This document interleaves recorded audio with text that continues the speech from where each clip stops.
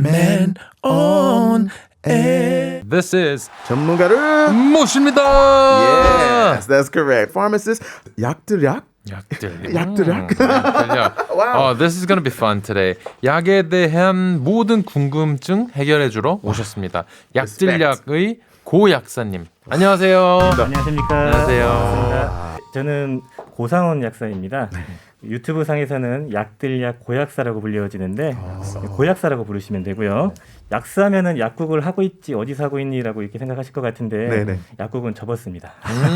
유튜브 너무 잘 돼가 그러신 건가요? 전문 크리에이터로 지금 삶을 지금 겨우 이어가고 있습니다. 와, 약국은 접으셨다. 와우. A whole new life, right? 와. That's awesome. Well, you want to just get right on into it then? I'm sure people have a lot of questions, of course. So first up, we have a message from 7002. 머리에 아주 약간의 탈모기가 있습니다.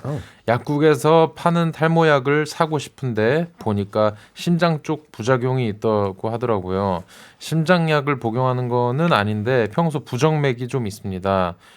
저 같은 경우 약국에서 파는 바르는 탈모약을 사용하면 안 되는 건가요? 상관이 있을까요? 심장? 네. 일단은 탈모약이 딱 두 가지가 어허. FDA 승인받은 게 있는데 Uh-huh. 여기 7002분께서 말씀하시는 거는 바르는 외용제 탈모약이에요. 그 외용제 탈모약의 성분을 보면은 일반적으로 그 혈압약 성분과 똑같습니다. 그 혈압약 성분을 머리에 바르면 혈관이 이완되면서 그 모낭 쪽으로 혈류량이 증가되고 좋은 영양소들이 들어오겠죠. 그래서 모낭이 자라는 걸 촉진을 시켜가지고 일반적인 남성형 탈모나 여성형 탈모에 다 적용증이 있는 그런 의약품이에요. 그런데 이제 이 성분이 혈압약 성분이기 때문에 심장 쪽으로 들어갈 수가 있는 거죠. 그래서 오. 바르기 전에 항상 주치의와 협의를 먼저 하고 바를지 말지를 결정을 해야 됩니다. 근데 여기 이 7002분 같은 경우는 평소에 부정맥이 좀 있다라고 그냥 추정을 한 것 같아요. 그래서 부정맥이 실제로 있어서 내가 약을 복용 중이면 이 혈압약과 뭐 부정맥약 이런 류를 복용하실 건데 그럴 때는 바르시면 안 됩니다. 그리고 부정맥이 있다라고 추정만 하는 거면은 일반적으로는 발랐을 때 그렇게 문제가 되지는 않습니다.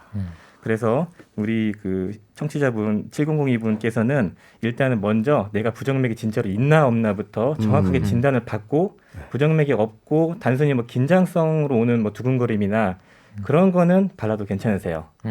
그리고 이제 이런 걸 바를 때는 처음에 항상 부작용 스킨 테스트를 먼저 해야 되거든요. test 이게 first. 은근히 피부를 따갑게 만들거나 발진이나 알러지 같은 걸 유발하거나 내가 부정맥이 없더라도 두근거림이나 어지러움증 같은 걸 유발할 수 있거든요.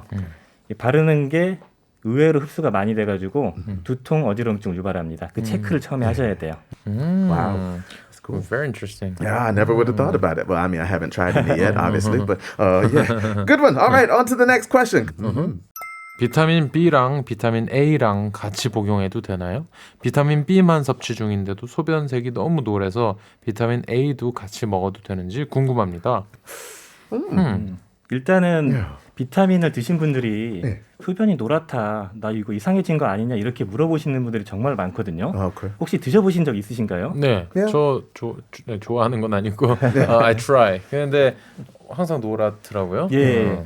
그래서 야, 신장이 이상해진 건가? 그러면서 병원에 가야 되냐? 이런 질문들을 정말 많이 하시는데 이건 비타민 B군을 섭취하면 전형적으로 나타나는 소변의 노래짐인데 비타민 B군이 여러 가지가 있습니다. B1부터 B12까지가 있는데 Yeah, right. B2 리보플라빈 성분이 염료 성분으로 사용될 정도로 형광색을 떼요.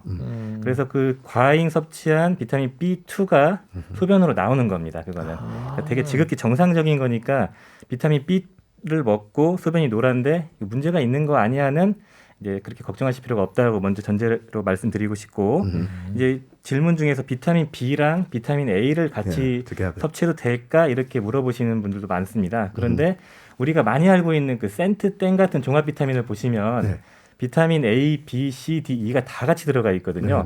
그 말은 먹어도 문제가 없다 이렇게 저희가 추정을 할 수가 있어요. Of course. 예, 그런데 이상적인 섭취법은 또 다르거든요.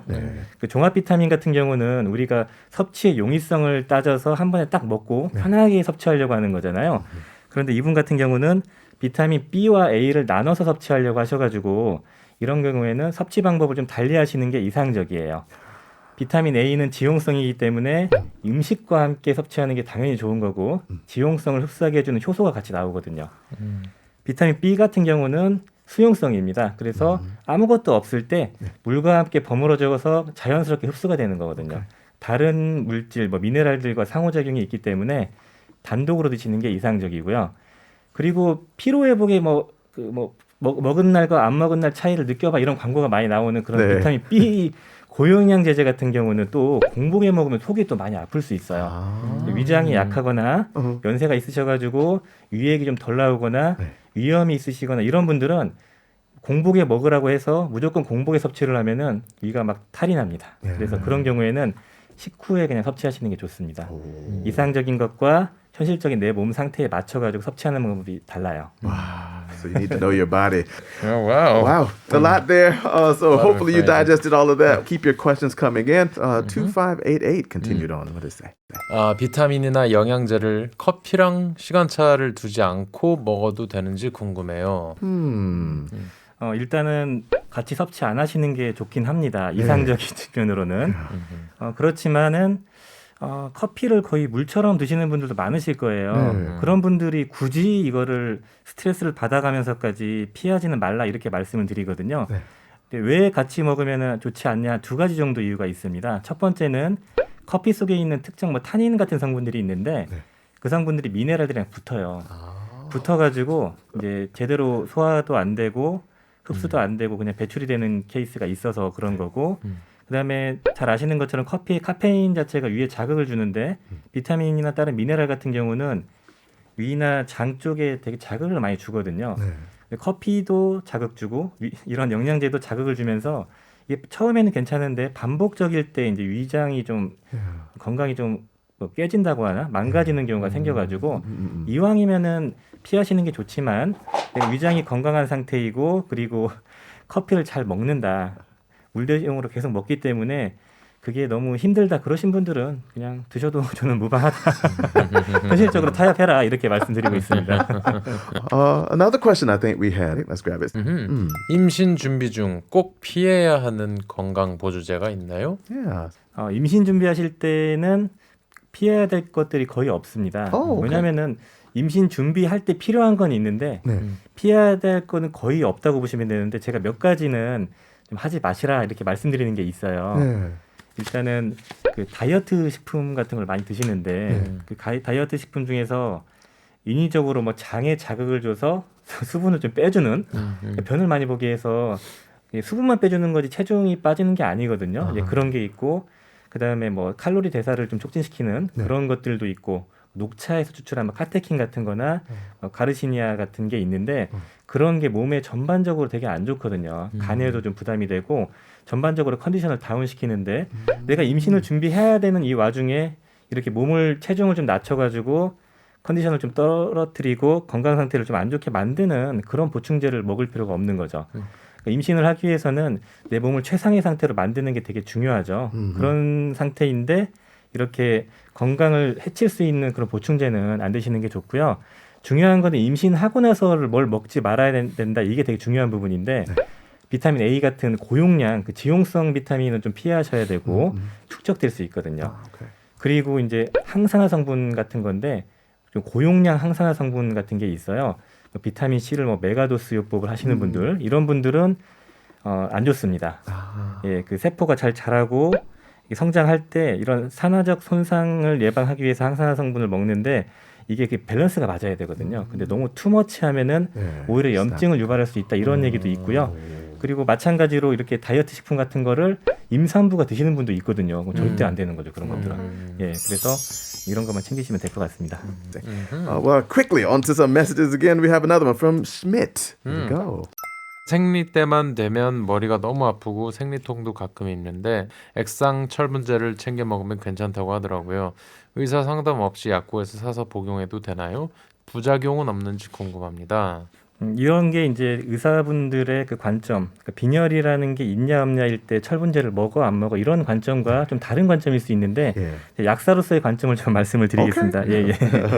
일반적으로 약사분들이 그 생리통이 있을 때나 생리로 인해서 뭐 전후로 어지럼증이나 뭐 소화불량이나 수족냉증 같은 게 생기는 경우가 있는데 그럴 때 철분제를 공급해주면 되게 좋아지는 케이스가 많아요. 그 이유는 그 철분 자체가 이제 그 건강기능식품의 식약처 인증받아 있는 그 효능을 보면은 산소 운반을 해주고 그다음에 혈액의 생성에 도움을 준다라는 그런 효능이 있거든요. 거기에서 유추해 볼 수 있습니다. 그 생리량이 많거나 생리를 할 때는 보통 허혈성 그러니까 피가 좀 부족해서 생기는 두통과 어지럼증과 수족냉증, 소화불량이 생긴다고 저희는 보고 있는데 그걸 채워주는 관점으로 철분제를 이제 권장을 드리는 거예요. 근데 철분제 같은 경우는 하루 섭취량에 대한 또 고민 좀 있을 거예요. 의사와 상관 없이 먹어도 돼? 건강을 해치는 거 아니야? 이렇게 생각할 수 있겠는데 일반적으로 철분이라는 거에 상한 섭취량이라는 게 있는데 99.5% 그러니까 1000명 중에 995명이 문제가 없는 용량이 상한량인데 그게 45ml 하루 섭취량입니다. 그런데 그 밑으로 섭취했을 때는 문제가 없는 거니까 너무 걱정하실 필요가 없고 일반적으로 이제 음식과 함께 섭취했을 때 적정 용량이 한 20ml 정도 그 정도를 채워주는 거는 거의 문제가 없어요. 그래서 내가 뭐 신장이 안 좋거나 뭐 철 중독이 됐거나 뭐 그런 뭐 과거력이 있거나 기저력이 있는 분이 아니시면은 일반적으로 한 하루에 20ml 정도의 철분제를 섭취하시는 거는 의사와 상담을 안 하셔도 거의 문제가 없는 거죠. 네. We'll send him off, of course, and hopefully have him back again in the near future. 감사합니다. 감사합니다.